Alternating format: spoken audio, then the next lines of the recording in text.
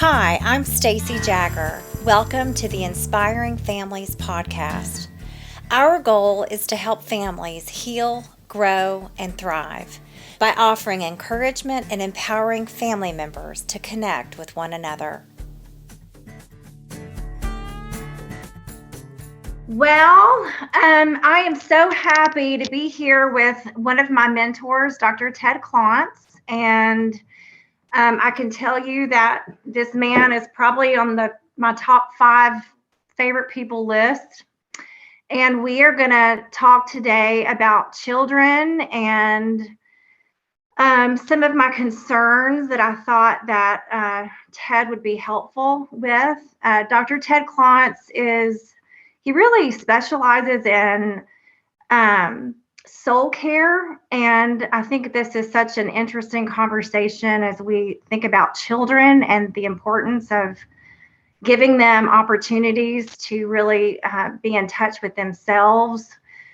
He's also a financial therapy kind of guru. He is, really responsible for me having had an incredible amount of healing around money and various money issues, having been raised in a financially traumatizing background as a child. And I have a lot of appreciation for you, Ted. So thank you for being here with me today.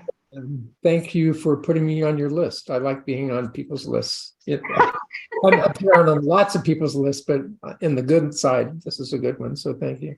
And what I would say too is that I remember our first meetings and how you blossomed and you just sort of taken it and run with it. And that's rare and it's beautiful to watch. So thank you, Ted. Okay. So here are some of the things I'd love to hear from you about. One is, given how busy and kind of distracted families are right now with everything going on, how would you suggest that parents learn how to not only connect with themselves, but to truly be present with their children? And, this is a conversation that I want to kind of digest for my own self with my own parenting as well. As you know, I'm a full-time working mother. And when I'm home, even though, we don't have screens going, everybody's kind of getting older and friends and all the activities. And I really want to hear from you of how can we inspire parents to really kind of slow down and do some soul care for themselves, but around children, really learning what it means to meet their very simple needs without overcomplicating things, which is so easy to do as a parent, right? Why don't we start there? Well, I could tell you what the prescription would be, and the problem is nobody has time to do it, right? Take time for yourself, da da da da da da da da, and then like if we had time to do that, we'd be doing it already. So I'm really into how can we take care of ourselves in the course of what we're doing on a daily basis, because my experience is, that's why New Year's resolutions are usually extinguished by the end of January. It's like we know what we should do, but we can't do it because there's another part of the brain that's totally engaged in deciding what we do and what we don't do. So in terms of self-care, it can be very simple, but very profound. And, what I would have you do is do this with me. And I do this probably 20 times a day, right? And it's the next breath you take in, count how many seconds it takes you to fill your lungs. And then on the out breath, use the same number of seconds plus 1, right? So if you breathe in 3, you breathe out in 4. And that simple thing tends to get us in touch with our who we are. It's a connection. And the cool part about it is you can do it anywhere, anytime, and nobody needs to know that you're doing it, right? And really what you're doing is you're centering yourself. Now I'm going to have you add one thing to that breath in. If you put the tip of your tongue to the roof of your mouth where your front teeth come down and push with moderate pressure as you breathe in, and then breathe out with 1 second added.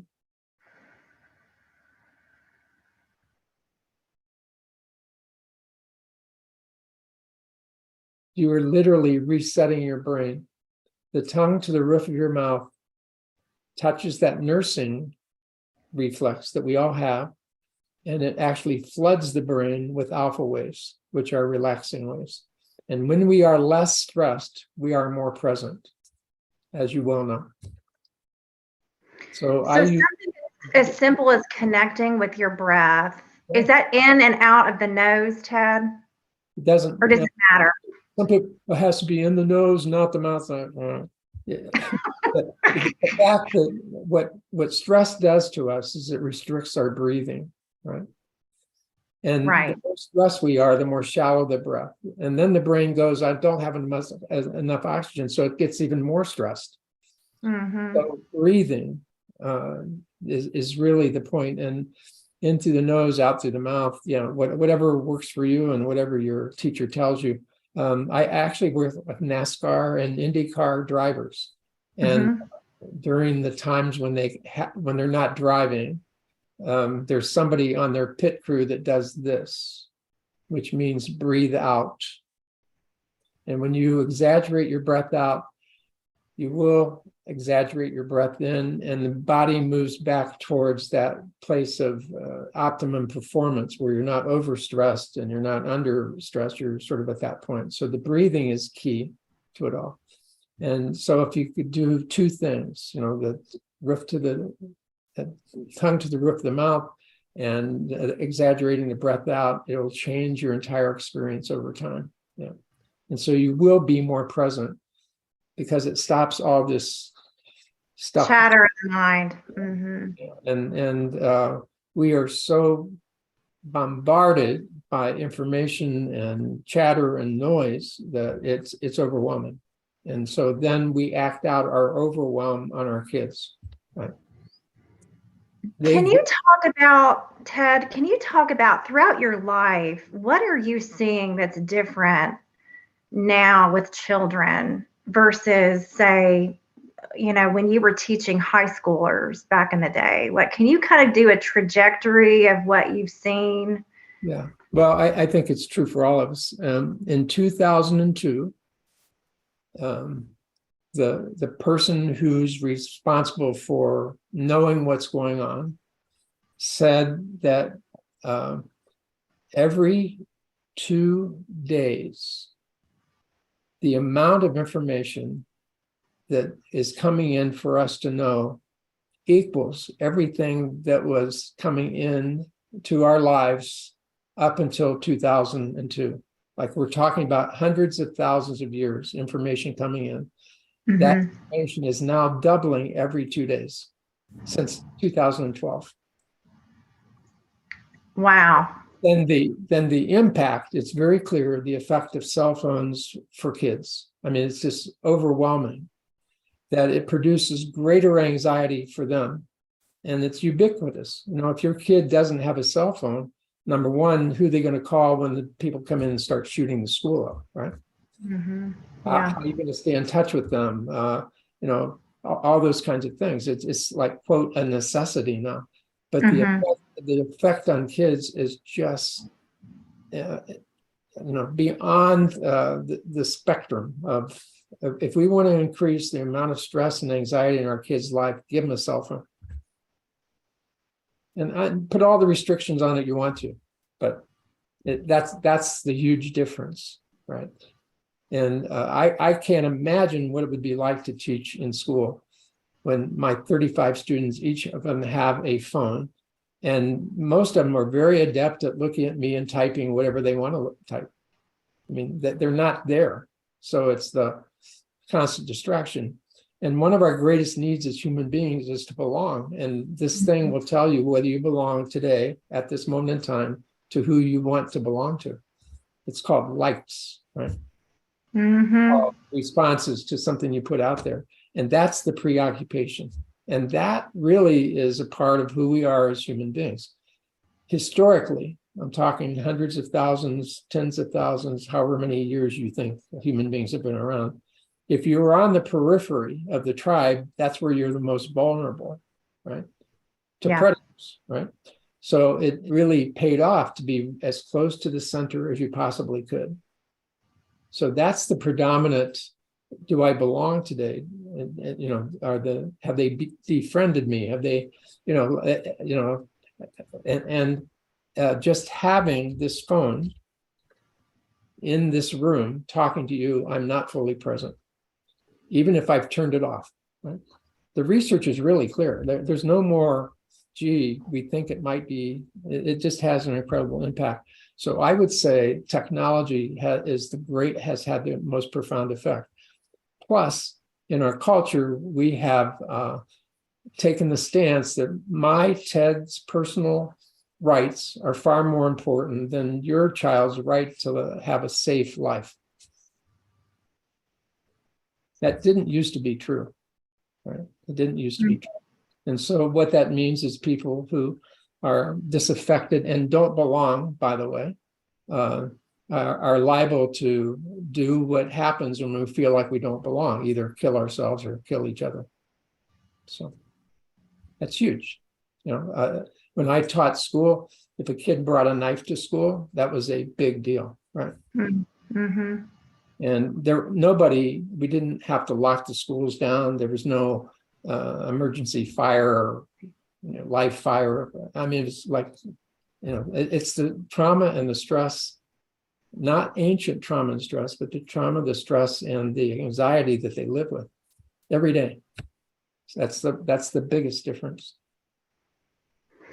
Can you talk about the role of nature and helping children to kind of,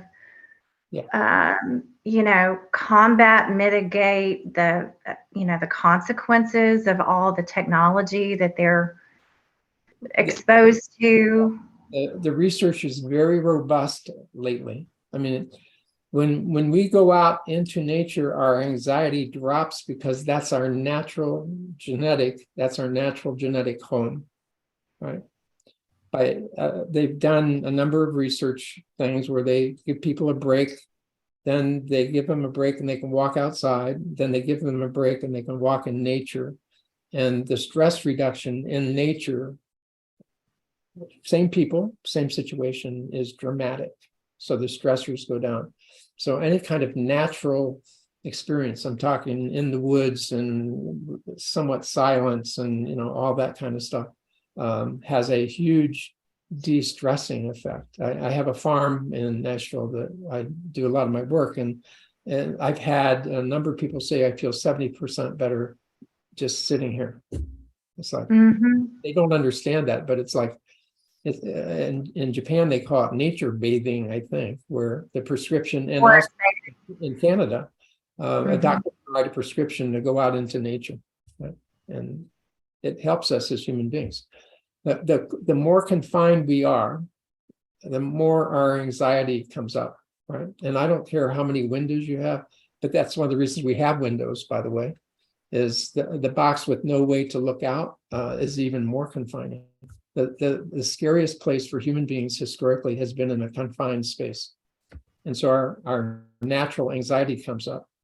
So we try to replicate it. We bring waterfall sounds into our office or whatever it is. Huge. The counter issue is we've taught people to be afraid of nature. Oh, there are ticks, there's snakes, there's mosquitoes. It's like the very thing that could heal us. We taught people to be extraordinarily frightened of. So.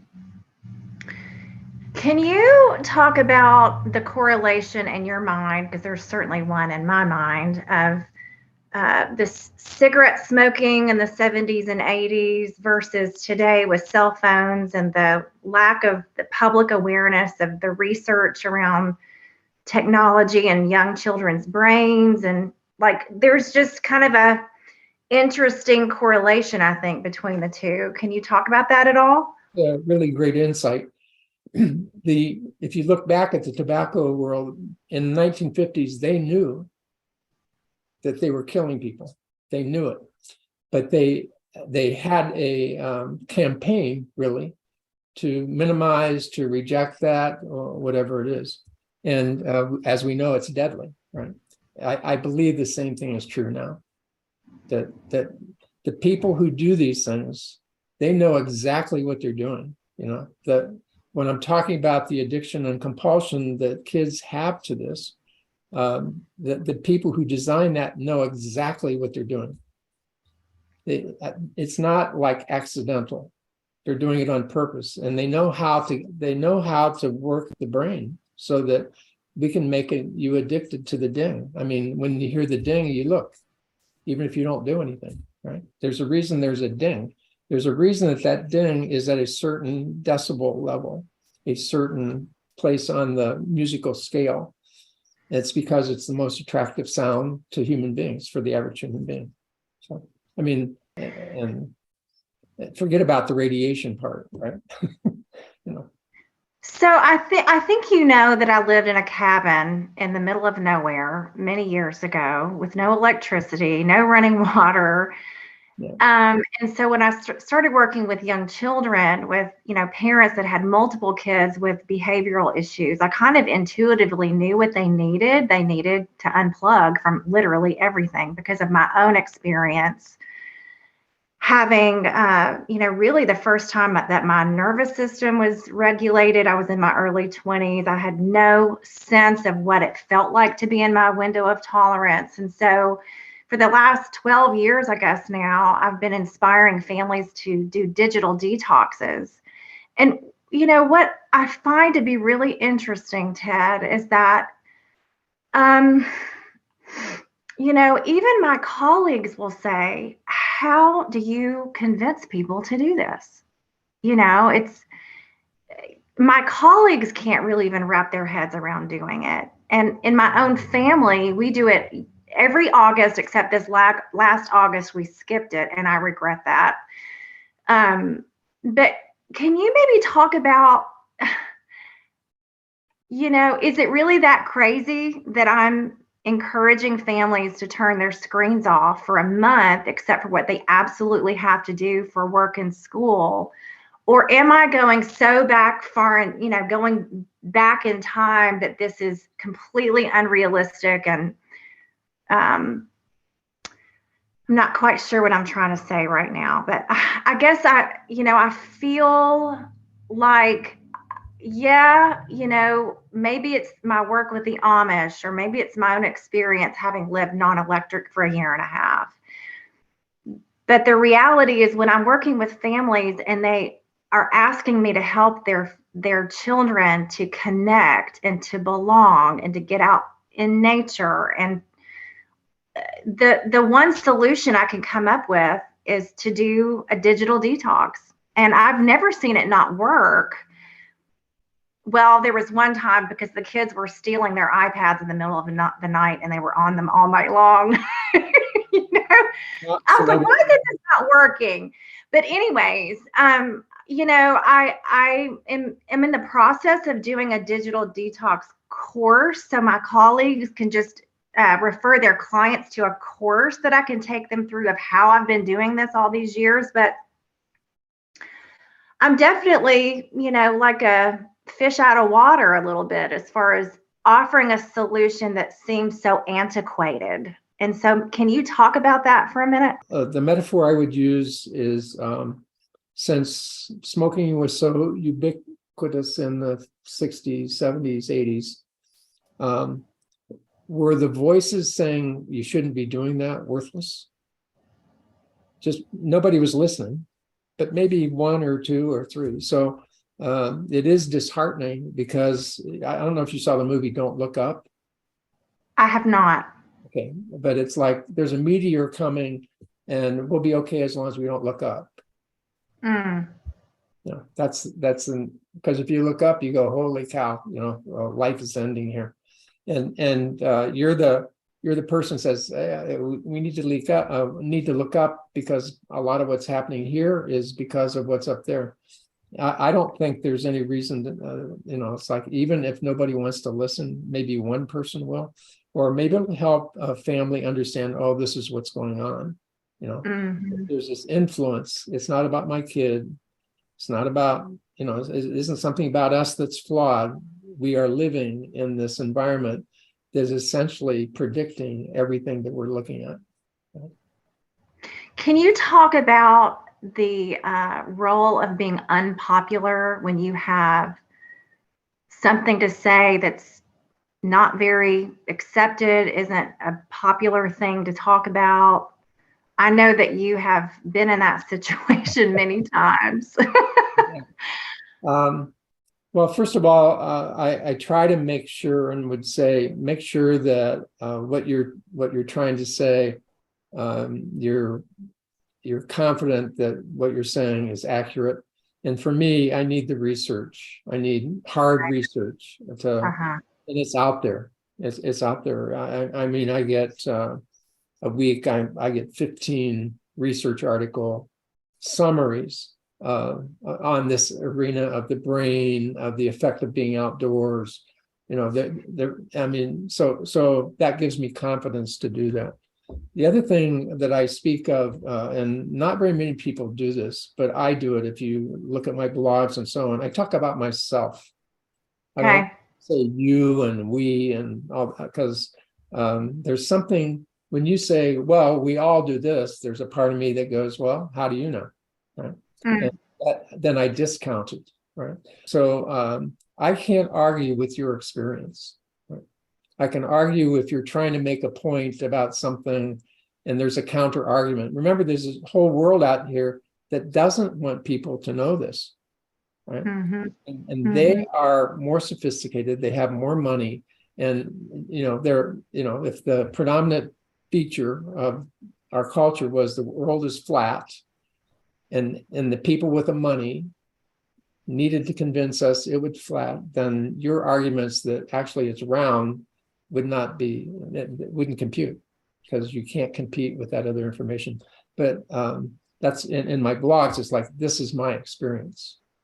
And it may be your experience too. And I do get people going, yeah, me too, right? But the whole getting into trying to convince another person of their belief system with logic, we know does not work, right? And I'm really focusing these days on silence. What's the power of silence? And I don't mean passive silence. I mean, Gandhi, when the atomic bombs went off in Japan, he was obviously, we know about Gandhi, right? So what do you think of that? He said, I have nothing to say about that. There are just some things beyond words. And then what he did is he changed his life dramatically to deal with this thing, right? And every Monday he spent in total silence. That's how he dealt with that. And then his silence then began to inform what he did say out loud. So it's in that silence really that our truth, our wisdom, or whatever begins to come up. So what's coming up for me as you're talking about this is, all of the families and kids that I have walked through 30-day blackouts where the boredom at around day 5 is so palpable that children will literally feel like it's going to kill them. The silence, the peace that they're experiencing, they're feeling that that's boredom. And I will kind of help, kind of push them through that boredom door, if you will. On the other side of it, I have never seen a child not all of a sudden, when they accept the boredom and they start to experience peace, I've never seen a child not all of a sudden, it's almost like going from black and white to color a little bit. It's all of a sudden they can see the birds and they can see the clouds and they can, they're having connecting conversations at the dinner table, and where they hate me, and I mean, Ted, they hate my guts in the beginning. they really love me at the end and thank me and say, thank you. I got my family back and I'm having dinner with my parents now. And we're going for family walks and we're putting puzzles together and we're playing Uno and Connect Four and camping. I mean, I can't tell you how many people I've inspired to go camping. They've never been camping before. You know what I'm saying? Which, go ahead. I want to know what you have to say about that. I think the results speak for themselves. And that you initially said, how do I, or how might you do this? It's like, just understand you're going to be hated for a while, and you may be hated forever. But if your own experience is what you just talked about, like a child comes back to life. Mm-hmm. Mm-hmm.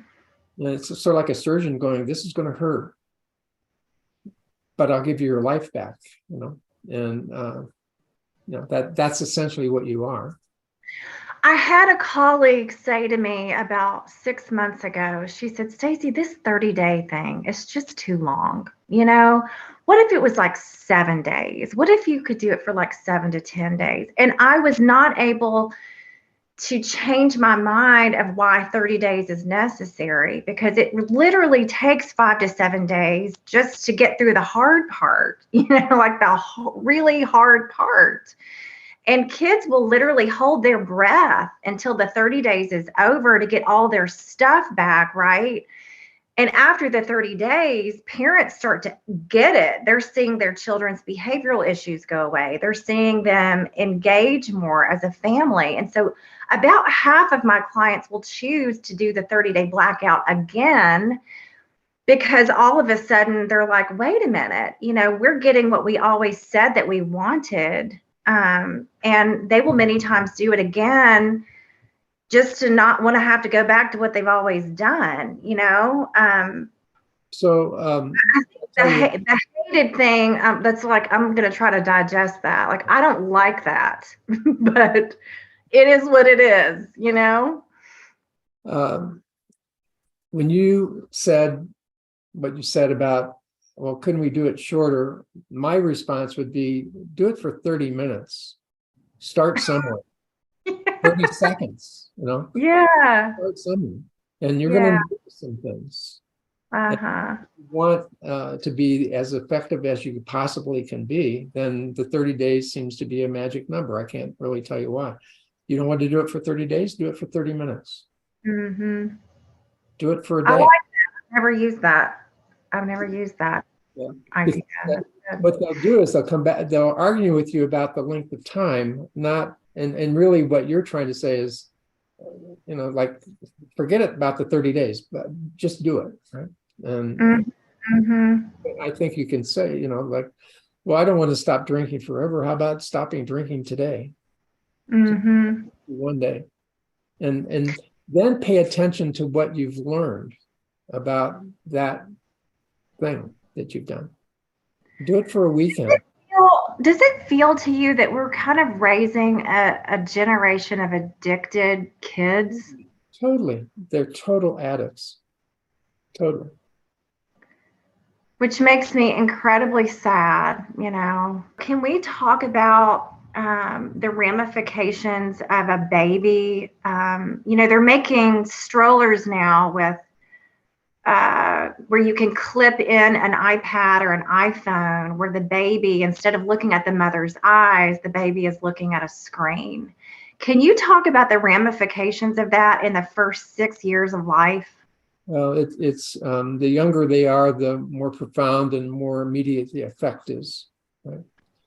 So it's just like a drug. A kid born addicted because they come from their mother to cocaine or meth or whatever it is, their brains are already organized around that addictive thing, and they have to detox them.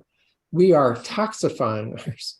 I mean, and going back to the bigger picture, parenting was never meant to be done by one or two people, ever, in the history of humankind. Never, ever. And so what do I do? Well, it's a distraction, right? I'll have them look at this. So I actually am looking at my phone as I'm pushing the stroller, right? Mm-hmm.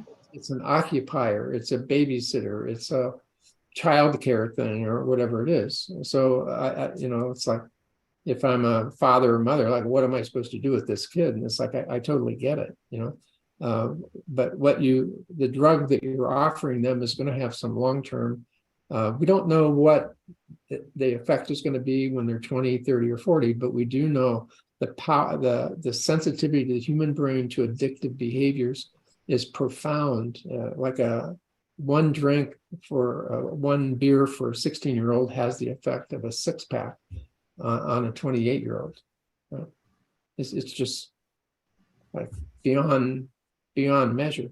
So we're starting them early, and it really is an addictive process. And I don't know about you, but there are times when I intend to get on my phone and look at this thing, and 20 minutes later I'm still looking at it, but not at what I was looking for.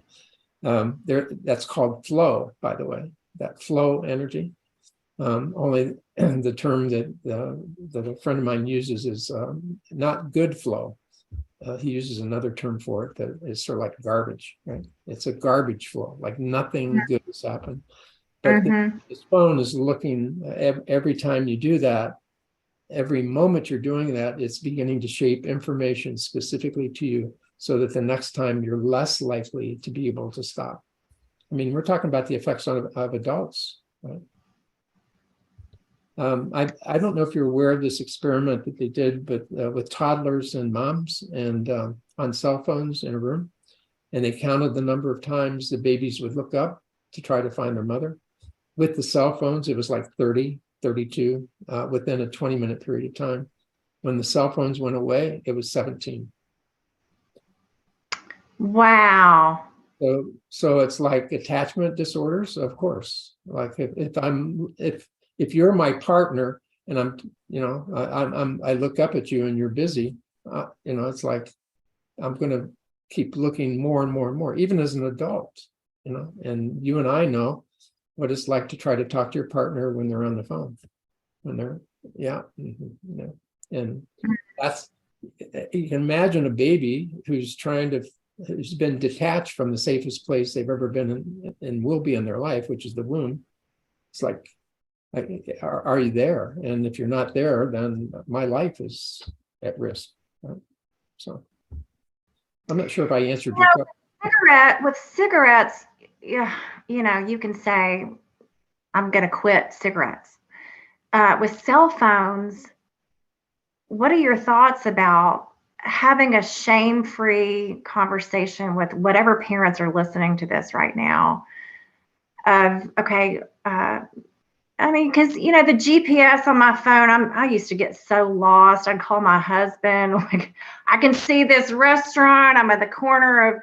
So I love the GPS. There's so many good things about being able to get around and communication and email, whatever. But can you talk about, we can't throw these cell phones in the trash can, but in a shame-free environment, how can we realistically, in a practical way, have the art of having less split attention with our children, having less distractions, having some intentionality around, for me, Ted, I have to leave my phone in my car when I get home from work if I truly want to be fully present with my children when I get to the house, because otherwise I'll have this bright idea that I need something on Amazon at 10, 11 o'clock at night. It's just ridiculous, which tells you, for me, I was absolutely raised, and I talk about this in the book that I wrote, I was absolutely raised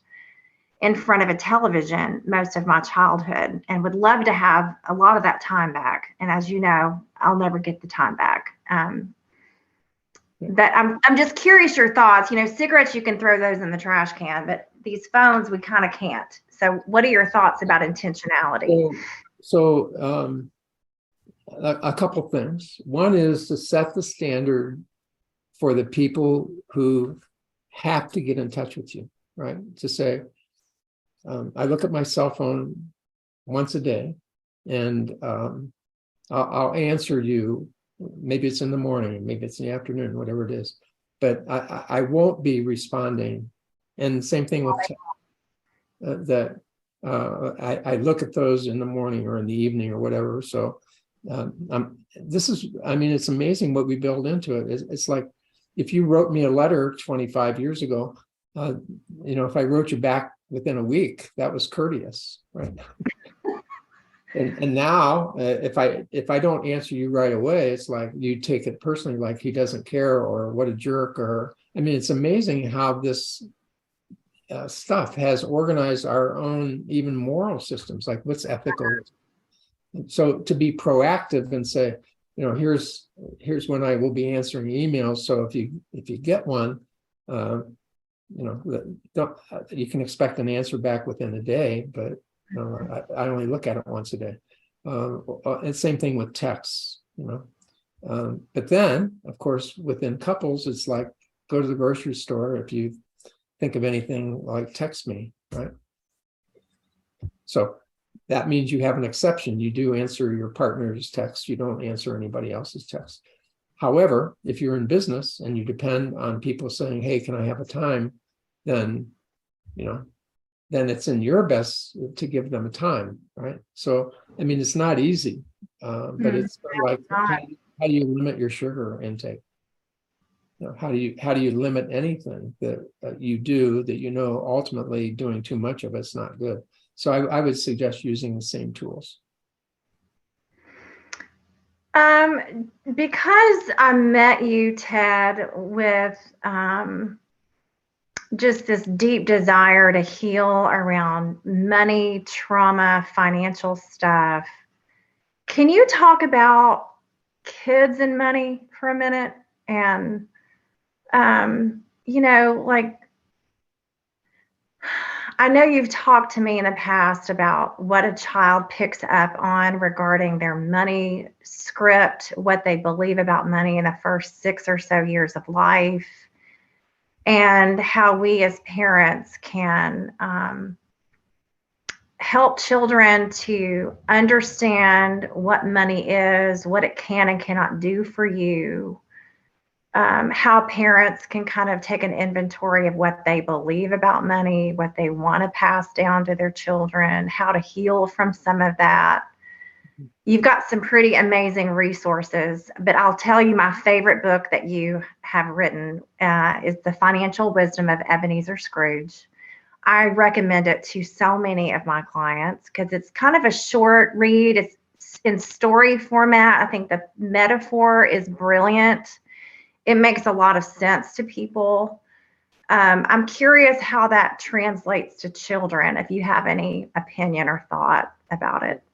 I'm often asked, what do we teach? What's the right thing to teach our kids about money? And I said, well, you're already teaching them. Yeah. They're watching everything about money. And just to back up a little bit, money is the number one stressor in relationships and one of the primary causes of divorce, the differences between the adults. Yeah. So the kids, it's like a child doesn't know what a stove is, but they're watching what mom and dad do around the stove and they go, oh, that's what it is. Money is such a taboo. My own beliefs about it, what I think about it. In fact, we all have a secret life about money. You carry a certain amount of money with you. I carry a certain amount of money with me. If I don't have that amount, I feel uncomfortable.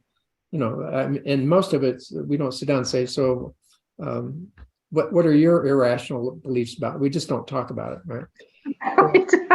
So what I would recommend is that if people are concerned about what are my kids learning about money, to say, if a person were watching us, what would they believe? Because that's exactly what your kids are learning. It's something we fight about. It's something we don't talk about. We use it as magic. Is that I deserve this, or I deserve that, or is it something like this is what we have a house and this is what we do in this room, and everybody knows that we don't do that in that room, that kind of thing. And most people don't really want to do this, but it's like if you want to influence your children in a way that you would perceive that you would like for them to understand what money is, pay attention to what they're looking at. and shift and change that if that's not exactly what you hope that they grow up with, because they are watching. And you can have all the external, you can give them books, you can send them to financial literacy classes, all that kind of stuff, which is a prefrontal cortex or executive brain. Down here is the real behavior around money, right? It isn't that we don't know better, we know better, we don't do better, because there's something else going on down here. And all of us come from our childhoods with a certain attitude about money. As a little kid, we resolve what we're going to do to not have the experience that mom and dad have, around it all. And there's nothing worse than a person making a life decision at the age of 6 about how they're going to manage something, right? It's like, and quite often it's the opposite, right? And the opposite doesn't work any better than it's the same coin. That coin doesn't work, but at least we're going to do something different. Or for example, if we grew up and our mothers were trapped, it's like a little girl will go, that's not going to happen to me. And she will make all kinds of decisions her whole life, which sometimes have a compoundingly terrible effect on her marriages and her relationship with her kids and whatever. She's just not going to be in the position of being dependent on anybody. And the dependency, not being dependent, sort of moves into emotionally either, or spiritually either, or financially. And like where do we connect, right? And tend to see men in the same way that perhaps they saw their father as and they'll marry somebody who apparently is the exact opposite of that. So I want you to paint a picture of what it would look like for a young person to have a good perspective, a healthy perspective around both technology and money. Anything. Given the challenges that we're living in, what would a balanced, grounded young person look like around technology and money?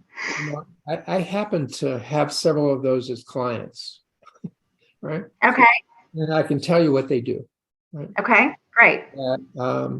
They have work. That one of them's working for a major corporation. He just turns his phone off when he goes to work, right? Because he's there to work. Then he turns it back on after he's taken a walk in the evening. Then he turns it back on. He allows 2 hours to do the phone business. Then he turns it off again. So that's what he does. He has it's again like food, like you don't eat all the time. You don't carry a sandwich with you all the time, or if you really like a certain cookie, you don't have it with you all the time, right? Right. So that would be a balance, like it's in, and it's not hard and fast rule. Sometimes you have to do this or the other thing, and sometimes he takes a weekend off, and he says to people, "I won't be available because I'm going to go spend the weekend in the woods," right? And so that would be a balance thing. And I would, this is the other part. There's a whole world out there that doesn't want us to understand money. Because then we would do rational things. I've been working with a young woman who owes $9,000 on peacemaking minimum payments, and she doesn't know. Part of what I did was say, let's figure that out. When will that be paid off? Assuming you don't put any more on that credit card. So she's 24 now. She'll be 36 when it's paid off. She didn't know that. Well, I thought minimum payment meant that, 22%. It's a pretty good deal for them, right? And so she just didn't know that. And so to become as educated as possible about how the monetary system works, what I said to her is, if you want to save 30% more, spend cash. Don't use your credit card. And when money passes through, literal money passes, it's a painful effect. Lights up the pain centers in the brain. A credit card lights up the pleasure center. Like historically, I did not know that, Ted. Okay. So that's what, just to have the information and to have somebody you can count on to go, well, here's what happened and I overspent on Saturday. It's like, well, let's talk about what happened, so that they can begin to take a look at their own behaviors around money, both that are really helpful and those that aren't. And one would hope that they would have learned that through their parental experience. But, most families don't talk about money. They don't talk about how it works. They don't talk about how it even works for them. Most families do not have a spending plan, that like here's the anticipated revenue we're going to have this year, and how much of it can be allotted to travel and vacations, and like where's it going to go. Most families don't have that, right? And again, kids just sort of sorry, we don't have the money. And it's like the story, a classic story of a 3-year-old walking with his father through a local mall where they have the little riding horses. Yeah. Drop a quarter in. Yeah. Said to his dad, horsey, right? And the father said, we don't have any money. And the kid sticks his hand in his father's pants and pulls out change. Right? And another one, she was 7 years old, was told, I'm sorry, we don't have the money for that. And she said, Daddy, just go to the wall. Just go to the wall. Money comes out of the wall. Right? Just go to the wall. Yeah, just go to the wall. Go to the wall. So, and of course, adults think that too. A woman really scolded her adopted son because in the middle of a party, he told people that they were rich. And she was like, how could he possibly do that? And he totally embarrassed me. And I said, do you have any idea what he meant by the word rich? No. So go ask him. We have 2 couches. We have 2 couches. Yeah. I mean, it's such a taboo that we don't even talk about it, right? Yeah. Yeah. And my daughter. Have you ever thought about like distilling your financial genius for kids? Have you ever done anything like that before? Actually, my son does that. He's an influencer on TikTok. Okay. And he's addressing. Brad. I've followed Brad. I'm not on TikTok, but okay, keep talking. Which is, the devil we just talked about, right? He got onto TikTok because he said, Dad, people are telling these kids how it's going to kill them financially. So I'm on there saying, this is the truth. This is what the research says. College, if you want to make sure you never pay off your debt, go into these professions, right? It's that kind of information. They just don't have it. Right? I'm talking to a 17-year-old right now. He says, I want to be a day trader, which is sort of like I want to make my living and support my wife and life and kids betting on horses, right? Got it. But I said, tell me what that means. He said, I want to be a father who's there for his children. I want to be a husband who's there for his wife. I don't want to go to work at 8 o'clock like my dad does and comes home at 7. And his solution was day trading, right? And there are ways of who wouldn't want that. And my son is able to be there for his kids, whatever's going on.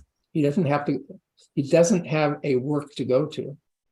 He makes significant amounts of money, but it's not our right. And I said there are other ways to do that, and he goes, oh, really? There are ways to do that? And it's like, yes. I mean, especially in this day and age, there are hundreds of ways to make money without having to go to a physical site and put hours in, working for somebody else, and not being there for your wife or your children. But they don't know that. But his friends were 17-year-old friends. He's like, well, day trading's it. But it's the only that's the only answer they know, right? So I'm setting them up to talk with people who are able to be with their family as much as they want to, anytime they want to, and they still make a significant amount of money. right? And they aren't stealing it, right? They're Wow. Okay. I'm thinking about my daughter, Della Rose. She has a dog walking business in my little neighborhood. And we were walking the other day, and I said, "Well, honey, what are you going to do with all that money?" And she said, "Well, I don't really need anything, so I'm just saving it." And I thought to myself,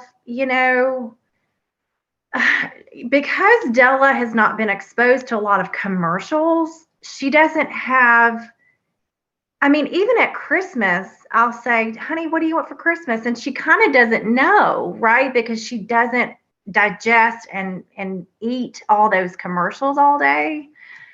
So can you maybe talk about money and technology in kids and how commercialism and we got to have, the fanciest shoes and, all the things that kids have to kind of wrestle with, and given their developmental stage in life, yeah. how does money and technology kind of go together? Well, let's back up a little bit.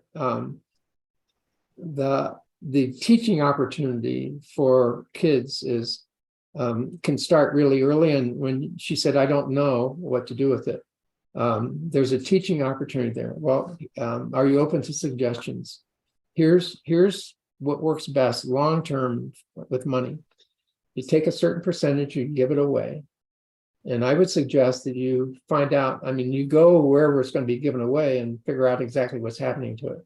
You take a certain percentage and you save it, which means investing. And then it can mean investing. And then there's this amount for you to spend. That's a pretty good formula, right? So my 16-year-old granddaughter for Christmas wanted us to open her an IRA, right? And it's like, that's cool. Nice. But excellent. She knew what it was. She knew what she wanted, but she had, she lives with her mom and her uncle, and we're all really close. So she knows that language. She knows what people do. And very early on, when they were 2 or 3, started getting allowance, they had to take a part of that allowance and give it away. So their mom would take them to like a soup kitchen or whatever it is, and then it's like, well, not only do you invest, you can invest, give them money, but you can maybe help them make sandwiches. Okay, so they learn about philanthropy and giving back. That's a value I think we would all want our kids to have. The second is you do have money you can spend on, which sort of moves into the what do we do about the constant barrage of here's what you need to do to belong, which goes back to what we originally said. The whole commercial thing, the whole commercial is around belonging. Mm-hmm. And it's we even have that. Like I live in a neighborhood where you can't have a car that's more than 10 years old. Really interesting. Right, and you can't leave it parked on the street. Right. Got it. It's like okay, and I don't know about you, but I'm susceptible to this. So I was in Palm Beach, and it's like, holy cow! And then within 3 days, I'm going, well, that's only 18 million, as if it's like.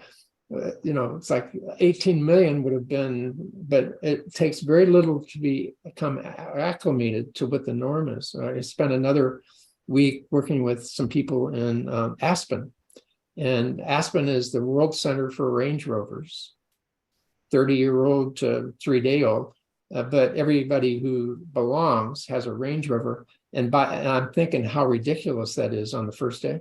By the 5th day, I'm wishing I had a Range Rover, right? That's this brain. Yeah, because we need to belong. We all need a Range Rover now, Ted. That's exactly what the people who sell us things, they know that and they attach to that. And you don't belong if you don't have this. And then kids in school, right? It's like, oh, okay, you don't have an IZOD thing. Okay, got a knockoff. And at that stage of life, belonging to this group is the primary reason for living. Right? My granddaughter went out for cross country because all of her friends were, and she hates cross country, but she's track, but all of her track, it's like, so she's running cross country, right?